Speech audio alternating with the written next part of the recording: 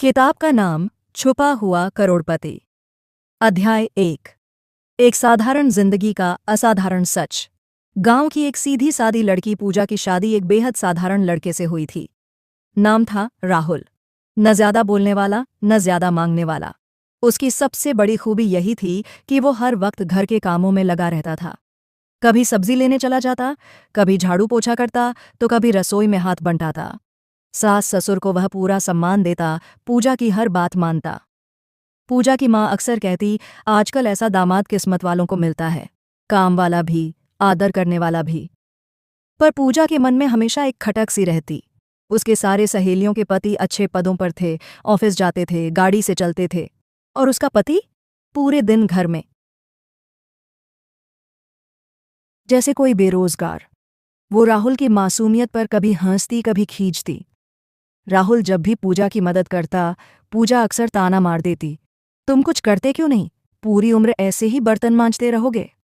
राहुल मुस्कुराकर कहता, तुम्हारे साथ रहना ही मेरी सबसे बड़ी कमाई है। पर पूजा को वह जवाब संतोष नहीं देता था। उसे लगता था राहुल कुछ छुपा रहा है, एक रहस्य जो उसकी नज़रों से बचा हुआ है। राहुल का मोबाइल पासवर्ड से भरा होता, उसके पास कोई दस्तावेज नहीं दिखते, न कोई बैंक स्टेटमेंट। पूजा को कभी कभी शक होता कि कहीं ये आदमी सच में ठग तो नहीं। लेकिन एक बात साफ थी, राहुल ने कभी पूजा या उसके घरवालों से कोई चीज नहीं मांगी। उल्टा, कई बार जब घर में पैसों की तंगी होती तो राहुल चुपचाप कुछ पैसों का इंतजाम कर देता। जब पूजा पूछती कहाँ से लाई ये पैसे, वह बस एक जवाब देता, थोड़ी बचत की थी। एक शाम पूजा की ऑफिस की पार्टी थी। वहां पूजा के बॉस मयंक से राहुल की पहली मुलाकात हुई। मयंक ने राहुल को देखकर मजाक में कहा, अरे ये हैं आपके हाउस हस्बैंड। वाह, अब मर्द भी गृहकर्म में दक्ष होने लगे हैं। पूजा शर्मिंदा सी मुस्कुराई, पर राहुल ने कुछ नहीं कहा। वह सिर्फ पानी का गिलास लेकर एक कोने में बैठ गया। मयंक की नजरें पूजा पर टिक गई थीं। वह अक्सर पूजा से अकेले में बात करने की कोशिश करता, काम के बहाने मैसेज करता, और अब धीरे धीरे उसकी नजरों में राहुल एक रोड़ा बनता जा रहा था। पर राहुल को इससे कोई फर्क नहीं पड़ता दिखता। वह अब भी उसी शांत स्वभाव में अपने छोटे से संसार में खुश था। लेकिन क्या यह सिर्फ एक मुखौटा था, या इसके पीछे छुपा था कोई बड़ा राज? अध्याय 2। मयंक की चालें और राहुल की चुप्पी। ऑफिस पार्टी के बाद मयंक का रवैया बदलने लगा था। वह अब पूजा से ज्यादा करीब आने की कोशिश करता। कभी फाइल के बहाने पूजा को कैब में साथ ले जाने की पेशकश करता, तो कभी वीकेंड वर्क का बहाना बनाकर उसे ऑफिस बुलाता। पूजा शुरू में इसे काम का हिस्सा समझती रही, पर जल्द ही उसे एहसास हुआ कि मयंक की नजरें अब पेशेवर नहीं रहीं। राहुल को जैसे सब कुछ पता था, पर उसने कभी पूजा से कोई सवाल नहीं किया। वह अब भी वही शांत इंसान था जो सुबह उठकर नाश्ता बनाता, सास के लिए दवाई लाता और पूजा के जूते तक पॉलिश कर देता। एक दिन पूजा ने राहुल से पूछा, तुम्हें बुरा नहीं लगता कि मैं बाहर काम करती हूँ और तुम घर में रहते हो? राहुल ने बस मुस्कुराकर कहा, जिस दिन तुम चाहोगी मैं बाहर भी चला जाऊंगा, पर तब तुम्हें मेरी ये सादगी याद आएगी। पूजा ने पहली बार राहुल की आंखों में कुछ और देखा, जैसे किसी पुराने घाव की परछाई। पर उसने ज्यादा नहीं पूछा। इस बीच मयंक ने पूजा को एक दिन डिनर पर बुलाया और वहां एक चौंकाने वाला प्रस्ताव रखा, तुम्हारे पति के साथ तो तुम पूरी उम्र बर्बाद कर दोगी। अगर तुम चाहो तो मैं तुम्हें इस जिंदगी से निकाल सकता हूँ। मैं चाहता हूँ तुम मेरे साथ जिंदगी बिताओ। पूजा सन्न रह गई। उसने मयंक को डांट कर वहां से चली गई, पर मन में डर बैठ गया। क्या उसका पति वाकई इस दुनिया में कुछ नहीं कर रहा? क्या वह सच में एक नाकाम इंसान है? घर लौटकर जब पूजा ने राहुल से यह सब नहीं बताया तो उसका मौन और भारी हो गया। लेकिन राहुल ने पूजा के बदले व्यवहार को समझा और पहली बार पूजा से कुछ सीधा पूछा, क्या तुम्हें मुझसे शर्म आती है? पूजा चुप रही। राहुल की आंखों में कुछ बुझ गया, लेकिन चेहरा अब भी मुस्कुराता रहा। उसके चेहरे पर जैसे कोई पर्दा था जो कभी हटता ही नहीं था। अध्याय 3। जब मयंक ने पार की सारी सीमाएं। कुछ हफ्तों बाद एक रविवार की दोपहर पूजा अपने घर पर अकेली थी। उसके माता पिता बाहर गए हुए थे और राहुल बाजार गया था। तभी दरवाजे की घंटी बजी। पूजा ने दरवाज़ा खोला तो सामने मयंक खड़ा था, हाथ में एक महंगा गिफ्ट और चेहरे पर एक बनावटी मुस्कान। पूजा, चौंकी आप यहाँ? मयंक ने कहा। बस यूं ही, तुम्हारे लिए कुछ लाया था और तुम्हारे पति से भी मिलना था। पूजा ने न चाहते हुए भी उसे अंदर बुला लिया। मयंक अंदर आया, घर की सादगी देखकर हंसने लगा। फिर बोला, पूजा देख लो इस घर को, यही है तुम्हारा भविष्य। एक ऐसा पति जो सब्जी लाने जाता है और जिसकी जेब में फूटी कौड़ी नहीं। पूजा ने गुस्से से कहा, आपने जो कहना था ऑफिस में कह दिया था, अब यहाँ आकर अपमान मत कीजिए। मयंक ने कहा, मैं तुम्हें बचाना चाहता हूँ। तुम जैसे टैलेंटेड लड़की को इस गुमनाम जिंदगी से निकालना चाहता हूँ। सोचो, तुम्हारे जैसी लड़की एक नौकर जैसे आदमी के साथ क्यों रहे। तभी दरवाज़ा खुला। राहुल अंदर आया।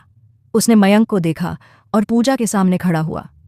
राहुल ने शांति से कहा, कौन है ये? मयंक ने ठहाका लगाया, मैं पूजा का बॉस हूं। और तुम क्या हो? एक निकम्मा जो सिर्फ कपड़े धो सकता है? पूजा चुप थी। राहुल ने सिर झुकाया और बिना कुछ बोले कमरे से बाहर चला गया। मयंक ने कहा, देखा, इतना भी मर्द नहीं है कि जवाब दे सके।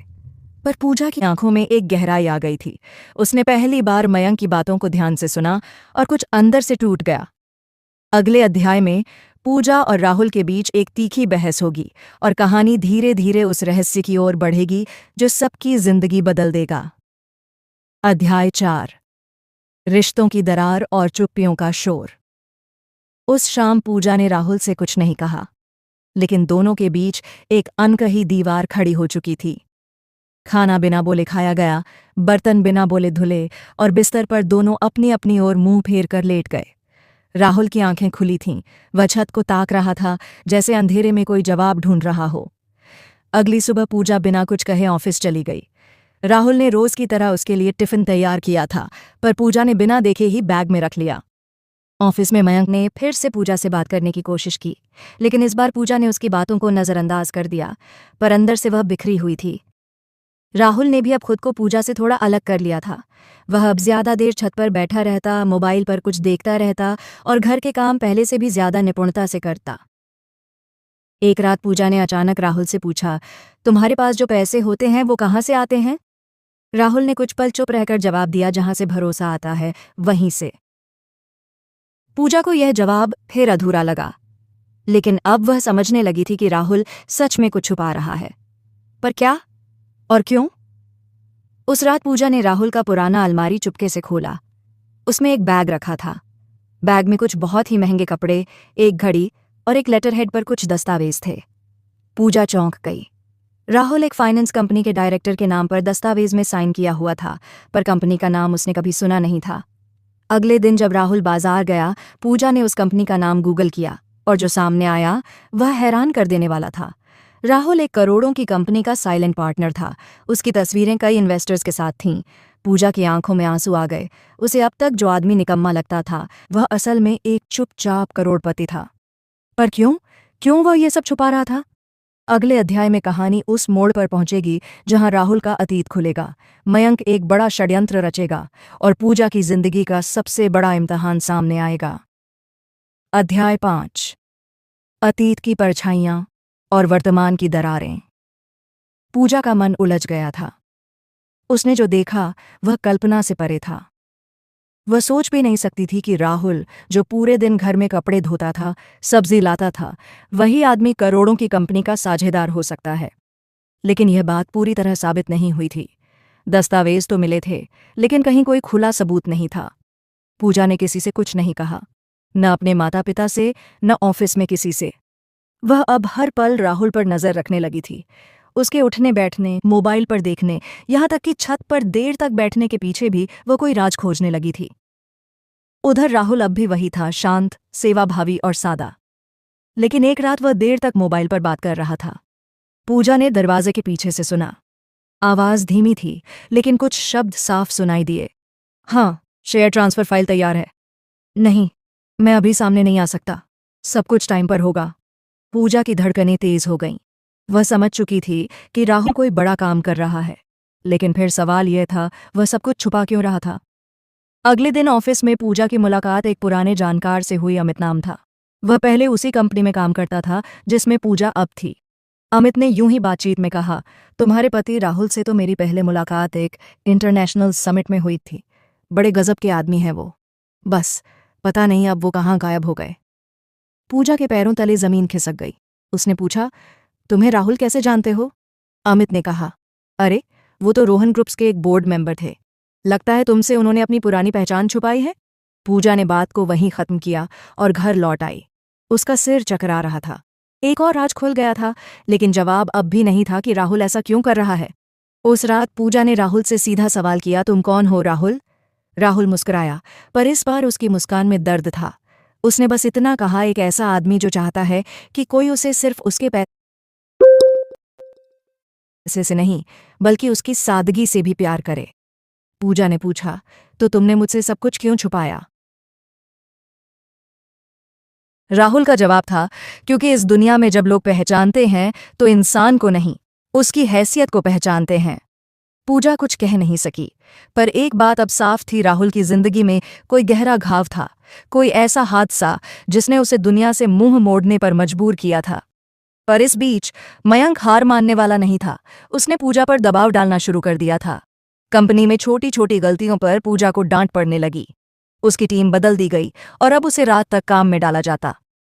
मयंक अब सीधे धमकी देने लगा था, या तो उस निकम्मे को छोड़ो और मेरी बात मानो, या फिर ऑफिस से निकलने की तैयारी करो। पूजा एक अजीब चौराहे पर खड़ी थी। एक ओर था उसका पति, जो रहस्यमयी लेकिन सच्चा था, और दूसरी ओर था उसका करियर, जो अब मयंक की मर्जी पर टिका था। राहुल अब सब समझ रहा था, लेकिन अब भी उसने कुछ नहीं कहा। वह बस पूजा के लिए हर दिन खाना बनाता, उसका बैग तैयार करता और मुस्कुराकर विदा करता। पर यह चुप्पी अब ज्यादा दिन नहीं चलेगी। अगले अध्याय में कहानी उस बिंदु पर पहुंचेगी जहां मयंक राहुल को बदनाम करने की कोशिश करेगा, पर एक ऐसी घटना घटेगी जिससे सारी दुनिया का नजरिया बदल जाएगा। अध्याय 6, बदनामी की साजिश।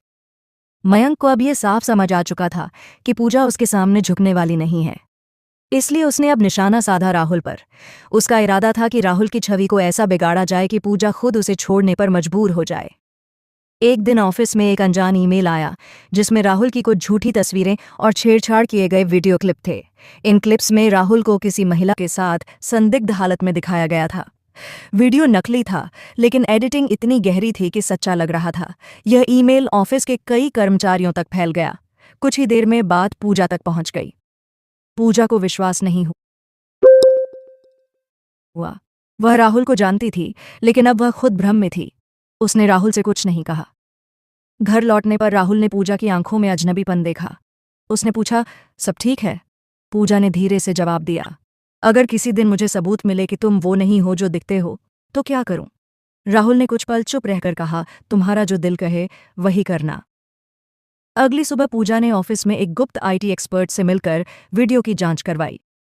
एक दिन बाद रिपोर्ट आई, वीडियो एडिटेड था, और उस एडिटिंग का सॉफ्टवेयर वही था जो मयंक की कंपनी में इस्तेमाल होता था। पूजा को अब यकीन हो गया कि मयंक ने यह सब खुद करवाया है। उसने सीधे जाकर मयंक से सामना किया। मयंक मुस्कुराकर बोला, तो क्या हुआ अगर मैंने किया? क्या तुम किसी ऐसे आदमी के साथ जी सकती हो जो अपनी असल पहचान तक छुपाए बैठा है? पूजा ने कहा, कम से कम वो आदमी तुम्हारी तरह घटिया नहीं है। अब मयंक को गुस्सा आ गया। उसने कहा, अब देखना तुम्हारा करियर खत्म कैसे होता है। पूजा शांत रही, पर अंदर ही अंदर टूट रही थी। वह अब राहुल को लेकर भी उलझन में थी और ऑफिस को लेकर भी। वह सोच नहीं पा रही थी कि क्या सही है, क्या गलत। लेकिन राहुल अब भी रोज की तरह खाना बनाता, पूजा का मनपसंद संगीत बजाता और उसकी चुप्पी में भी सुकून देने की कोशिश करता। एक रात पूजा की माँ ने उससे पूछा, बेटी, ये राहुल जैसा दामाद हमने नहीं सोचा था, लेकिन क्या तूने कभी देखा कि इसने तुझसे बदतमीजी की हो? पूजा ने पहली बार ध्यान से सोचा, सचमुच जब से शादी हुई थी राहुल ने कभी ऊंची आवाज में बात नहीं की थी। वह हमेशा सेवा करता रहा, हमेशा हंसता रहा। उसी रात पूजा ने राहुल से कहा, मैं तुमसे कुछ नहीं पूछूंगी, पर एक बात जानना चाहती हूँ, क्या एक दिन सब सामने आ जाएगा? राहुल ने उसकी आंखों में देखकर कहा, हाँ, लेकिन उस दिन तुम गर्व करोगी कि तुमने मेरा साथ दिया।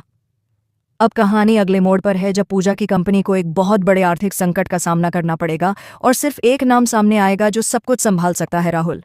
लेकिन अभी सबको नहीं मालूम कि यह वही राहुल है जिसे सब निकम्मा समझते थे। अध्याय 7, संकट की दस्तक। अगले ही सप्ताह पूजा की कंपनी पर एक बड़ा हमला हुआ। यह हमला न केवल उनके साइबर सिस्टम पर था, बल्कि उनकी प्रतिष्ठा और आर्थिक पूरे ऑफिस में अफरा तफरी मच गई।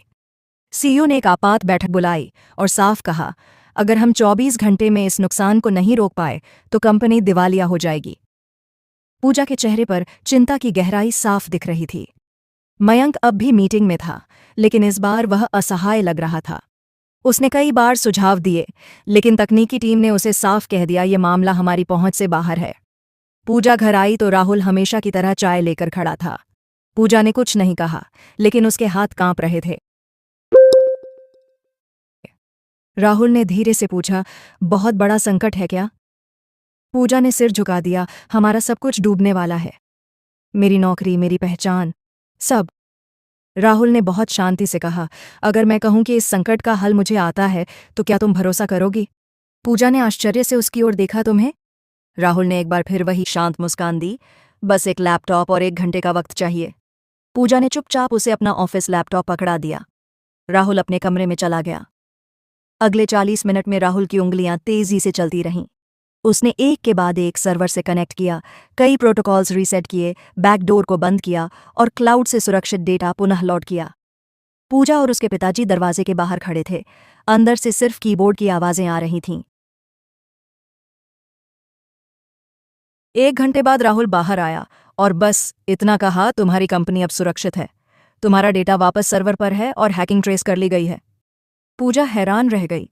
उसने पूछा, तुम कौन हो? राहुल मुस्कुराया, अब वक्त आ गया है सच बताने का, लेकिन एक और दिन इंतजार कर लो। पूजा की आंखों में अब डर नहीं, जिज्ञासा थी। अगले दिन ऑफिस पहुंची तो आईटी हेड ने सबके सामने कहा, हमें नहीं पता किसने सिस्टम को ठीक किया, लेकिन जिसने किया उसने जान बचा ली। और वो काम किसी मास्टर क्लास हैकर का हो सकता है जो अंतर्राष्ट्रीय स्तर पर काम करता हो। अब राहुल की पहचान धीरे धीरे सामने आने वाली थी। अगले अध्याय में हम जानेंगे उस रात का रहस्य जब राहुल ने अपने करोड़पति जीवन को छोड़ आम आदमी बनने का फैसला किया था। अध्याय 8, एक रात जिसने सब बदल दिया। राहुल अपने कमरे की खिड़की से बाहर देख रहा था। रात के सन्नाटे में उसका अतीत जाग रहा था। हर चीज जो उसने छोड़ दी थी, आलीशान बंगला, विदेशी कारें, शेयर मार्केट की ऊंचाइयां, अंतर्राष्ट्रीय क्लाइंट्स, सब उसकी आंखों में तैरने लगे।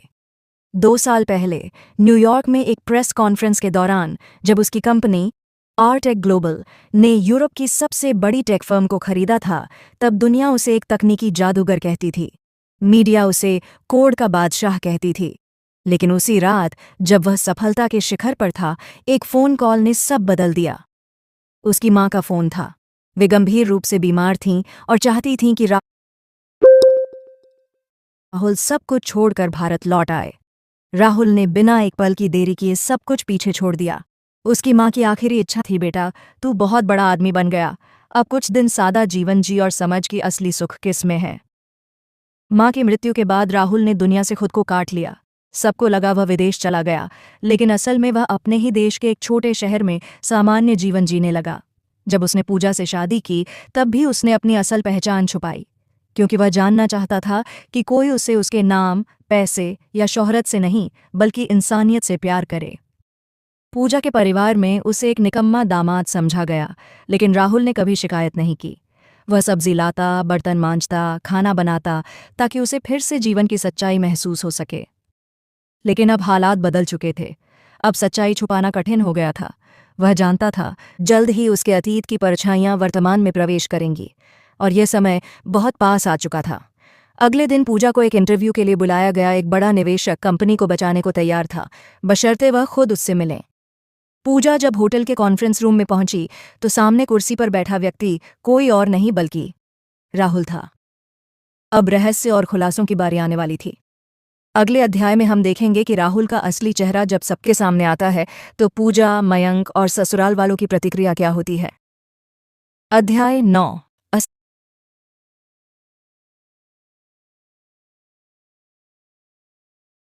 होटल के उस शांत कॉन्फ्रेंस रूम में पूजा की सांसें थम गईं। उसके सामने जो व्यक्ति बैठा था वह न सिर्फ उसका पति था, बल्कि अब वह एक रहस्य से भरा हुआ व्यक्ति भी बन चुका था। राहुल ने शांत स्वर में कहा, बैठो पूजा, बहुत कुछ बताना है। पूजा संदेह और गुस्से से कांप रही थी। तुम यहाँ क्यों हो और ये सब क्या है? राहुल ने उसके सामने एक फोल्डर रखा जिसमें निवेश प्रस्ताव, कंपनी की स्थिति की रिपोर्ट और उसके हल की पूरी योजना थी। ये सब मैंने किया है। कंपनी को जो नुकसान हुआ था उसे कवर करने के लिए ये प्लान है। और हाँ, जो निवेशक आने वाला था वह मैं ही हूं। पूजा के लिए यह एक गहरा झटका था। उसने जैसे किसी अनजान व्यक्ति को देख लिया हो। तुम्हें कैसे ये सब आता है? राहुल ने पहली बार अपनी असली पहचान बताई। उसने अपने पिछले जीवन, कंपनी, न्यूयॉर्क की सफलता और माँ की आखिरी इच्छा का जिक्र किया। मैंने सब छोड़ दिया क्योंकि मुझे सादा जीवन जीना था। मुझे यह जानना था कि लोग मुझसे इंसान के रूप में प्यार करते हैं या मेरे पैसे से। पूजा की आंखों में आंसू थे, गुस्से और प्रेम के मिले जुले। तो जो कुछ भी हमने अब तक जिया वो सब एक झूठ था? नहीं, राहुल ने कहा, वो सब सबसे बड़ा सच था। झूठ सिर्फ मेरी पहचान थी, लेकिन उस झूठ के पीछे एक सच्चा इरादा था। इतने में दरवाजा खुला और मयंक अंदर आया, जो अब भी पूजा का बॉस था। वह राहुल को देखकर रुक गया। तुम यहाँ? राहुल खड़ा हुआ और बोला, हाँ, और तुम जिस आदमी को नीचा दिखाकर उसकी पत्नी को पाने की कोशिश कर रहे थे, वही इस कंपनी का अब का सबसे बड़ा शेयर होल्डर है। मयंक का चेहरा उतर गया। वह कुछ बोल नहीं सका। पूजा अब तक स्तब्ध थी। राहुल ने धीरे से उसका हाथ पकड़ा और कहा, अब फैसला तुम्हारे हाथ में है। मैं कोई मजबूरी नहीं डालता। बस इतना जान लो, मैं वही आदमी हूं जिससे तुमने प्यार किया था। बस नाम और हैसियत का फर्क था। पूजा की आंखों से आंसू बहने लगे। वह उठी, राहुल को देखा, फिर मयंक की ओर और बिना कुछ कहे राहुल के साथ बाहर चली गई। अब राहुल की सच्चाई सामने आ चुकी थी, लेकिन असली परीक्षा अभी बाकी थी, समाज, परिवार और खुद की आत्मा के सामने खड़े होने की। अगले अध्याय में जानिए, जब राहुल ससुराल लौटता है तो क्या होता है उस घर में जहां उसे अब तक निकम्मा समझा गया था। अध्याय 10, वापसी। राहुल और पूजा अब होटल से सीधे अपने घर की ओर लौट रहे थे। कार की खामोशी में दोनों की सांसें तेज थीं। पूजा अब भी अविश्वास की स्थिति में थी, लेकिन उसके भीतर कहीं एक सम्मान जाग चुका था उस इंसान के लिए जिसने बिना कहे इतना बड़ा बलिदान किया था। घर पहुंचते ही राहुल ने गहरी सांस ली और गेट खोला। जैसे ही वे अंदर पहुंचे, सासू माँ ने चौंकते हुए पूछा, इतनी रात को कहाँ थे तुम लोग? पूजा ने कहा, माँ, हमें आपसे और पापा से कुछ जरूरी बात करनी है। ड्राइंग रूम में सब लोग इकट्ठा हुए, सास, ससुर, राहुल, पूजा। राहुल ने पहली बार सबके सामने सीधा खड़ा होकर कहा, मैं जो हूं वह अब तक आप सबसे छुपाया गया था। आज मैं अपनी असलियत बताना चाहता हूं। फिर उसने अपने जीवन की पूरी कहानी सुनाई, कैसे वह एक करोड़पति टेक उद्यमी था, कैसे उसने सब कुछ त्याग कर सामान्य जीवन चुना, कैसे उसने पूजा से शादी की और जानबूझकर अपने को सामान्य दिखाया। घर में सन्नाटा छा गया।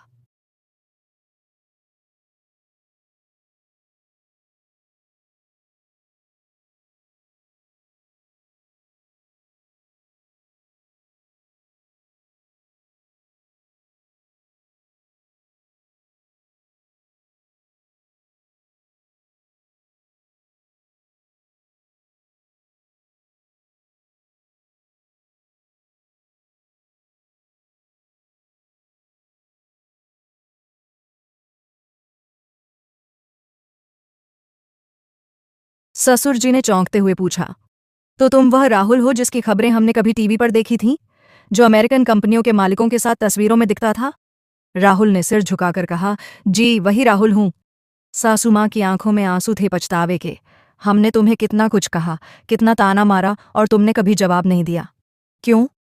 क्योंकि मुझे सिखाया गया था कि बड़ों का सम्मान सबसे बड़ा धन होता है, और मैं सिर्फ यह जानना चाहता था कि क्या सच्चा रिश्ता बिना पैसे के भी निभ सकता है। पूजा अब तक चुप थी, लेकिन अब वह आगे बढ़ी, राहुल का हाथ थामा और कहा, और मुझे गर्व है कि मैंने तुमसे शादी की। ससुराल का माहौल अब पूरी तरह बदल चुका था।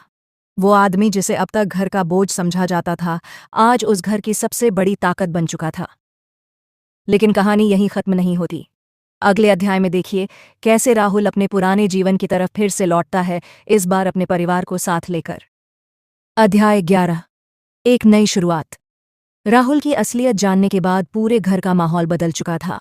अब वे सब उसे पहले की तरह नहीं देखते थे। पूजा का व्यवहार भी पूरी तरह बदल गया था। अब उसमें गर्व और प्रेम दोनों की झलक थी। अगले दिन सुबह राहुल ने पूजा और उसके माता पिता को अपने पुराने ऑफिस ले जाने का प्रस्ताव रखा। मैं चाहता हूं कि आप लोग मेरे असली जीवन को देखें, समझें कि मैं कौन था और अब क्या बनना चाहता हूं। वे चारों एक बड़ी सी कार में निकले, जो कभी राहुल ने खुद खरीदी थी, लेकिन कभी उसे घर पर लाकर नहीं रखा। शहर के आलीशान हिस्से में स्थित एक शानदार ग्लास बिल्डिंग के सामने गाड़ी रुकी। इमारत के गेट पर सिक्योरिटी गार्ड ने राहुल को देखते ही झुककर सलाम किया। पूजा और उसके माता पिता ये देखकर चकित थे। अंदर जाते ही रिसेप्शन पर मौजूद लोग खड़े हो गए। Good morning sir. राहुल ने मुस्कुराते हुए सबका अभिवादन किया और कहा, मेरे परिवार से मिलिए। बोर्डरूम में पहुंचने के बाद राहुल ने उन्हें अपनी कंपनी का इतिहास, प्रोजेक्ट्स और कर्मचारियों से मिलवाया। हर कोई राहुल को सम्मान की दृष्टि से देख रहा था। पूजा की आंखों में चमक थी। वह अब उस जीवन को समझ पा रही थी जिसे राहुल ने उसके लिए त्यागा था। फिर राहुल ने एक और घोषणा की, मैं अब इस कंपनी का चेयरमैन नहीं रहना चाहता। मैं इसे प्रोफेशनल बोर्ड को सौंपकर सिर्फ एक मार्गदर्शक बनना चाहता हूँ। और हाँ, मैं एक नई कंपनी शुरू कर रहा हूँ जो समाज सेवा, शिक्षा और ग्रामीण विकास के क्षेत्र में काम करेगी। ससुर जी ने कहा, तुमने अपनी दौलत को सही दिशा में लगाने का जो निर्णय लिया है वो हमारे लिए गर्व की बात है। सासू माँ की आंखों में फिर आंसू थे, इस बार सम्मान और खुशी के। पूजा ने राहुल का हाथ पकड़ा और मुस्कुराते हुए कहा, चलो अब हम एक नई यात्रा शुरू करें मिलकर, साथ में। राहुल ने धीरे से कहा, हाँ, लेकिन इस बार बिना किसी झूठ के।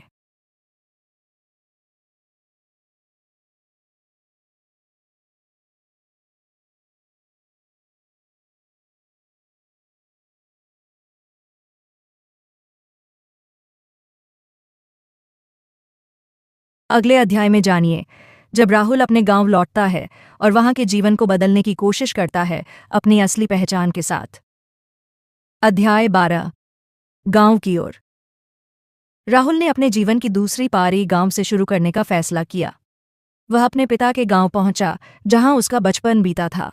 ये वही गांव था जहां से उसने कभी सपने देखे थे और अब वह उन सपनों को गांव वालों के लिए हकीकत बनाना चाहता था। गांव की गलियां आज भी वैसी ही थीं, कच्ची सड़कें, बच्चों की हंसी और बड़ों की आंखों में संघर्ष की रेखाएं। राहुल को देखकर गांव वाले पहले तो पहचान नहीं पाए, लेकिन जैसे ही खबर फैली कि वह वही राहुल है जो अब करोड़पति है, लोग चौंक गए। राहुल ने पंचायत में सभा बुलवाई और मंच पर चढ़कर बोला, मैं यहाँ कुछ देने आया हूँ, कुछ बदलने आया हूँ, लेकिन सबसे पहले मैं आप सबका आशीर्वाद लेने आया हूँ। लोगों ने तालियां बजाईं। बूढ़े बुजुर्ग आशीर्वाद देने आए, बच्चे उसके पास दौड़े और महिलाएं उसे देखकर मुस्कुराईं। राहुल ने एक योजना प्रस्तुत की, एक स्कूल, एक हेल्थ सेंटर और महिलाओं के लिए सिलाई प्रशिक्षण केंद्र खोलने की। पूजा उसके साथ थी हर कदम पर। उसने भी गांव की औरतों से संवाद शुरू किया और कहा, हमारे पास संसाधन हैं, लेकिन असली पूंजी आप सबका साथ है। सासू माँ और ससुर जी भी कुछ दिन बाद गांव आ पहुंचे। वे भी अब गर्व से राहुल के साथ खड़े थे। राहुल ने अपने घर की पुरानी मिट्टी की हवेली को संरक्षित रखते हुए उसके बगल में एक आधुनिक लाइब्रेरी बनवाई जहां बच्चों के लिए डिजिटल शिक्षा की व्यवस्था थी। गांव के युवा अब उसके पास सलाह लेने आने लगे। एक दिन गांव के सबसे गरीब किसान ने आकर कहा, बाबूजी, हम तो समझे थे कि आप जैसे लोग हमें भूल जाते हैं, लेकिन आपने तो दिल जीत लिया। राहुल ने मुस्कुराकर कहा, मैं जहां भी जाऊं मेरी जड़ें यहीं हैं और इस मिट्टी में फिर से कुछ नया उगाना चाहता हूं। पूरे गांव ने पहली बार एकता का अनुभव किया। राहुल ने साबित कर दिया कि असली करोड़पति वह नहीं जो बैंक में पैसा रखे, बल्कि वह जो दिलों में विश्वास बोए। अब कहानी अपने अंतिम मोड़ की ओर बढ़ रही है। अगले अध्याय में देखिए, जब राहुल के अतीत का एक अनजाना चेहरा फिर से लौटता है, एक और परीक्षा लेकर। अध्याय 13, अतीत की दस्तक। गांव में राहुल की छवि अब एक मसीहा जैसी बन गई थी। हर कोई उसका आदर करता, उसकी बात सुनता और उसका अनुसरण करता। लेकिन शांत जीवन की यह लहर ज्यादा देर टिक न सकी। एक शाम राहुल अपनी पुरानी हवेली के आंगन में पूजा के साथ बैठा था, तभी एक काली गाड़ी वहां आकर रुकी। गाड़ी से उतरे व्यक्ति को देखकर राहुल की आंखों में एक अजीब सी चमक दौड़ गई। यह वही व्यक्ति था जिसे वह अपने जीवन से मिटा चुका था, उसका पूर्व साझेदार और कभी का सबसे बड़ा दुश्मन, विक्रम। विक्रम ने मुस्कुराते हुए कहा, राहुल, तुम अब भी वही हो, मिट्टी से जुड़ा लेकिन ऊपर से चमकदार। मैं तुम्हें खोजते खोजते यहां तक आ गया हूं। पूजा कुछ समझ नहीं पाई। राहुल ने विक्रम को भीतर बुलाया और दोनों एकांत में बात करने लगे। मन सा नेता।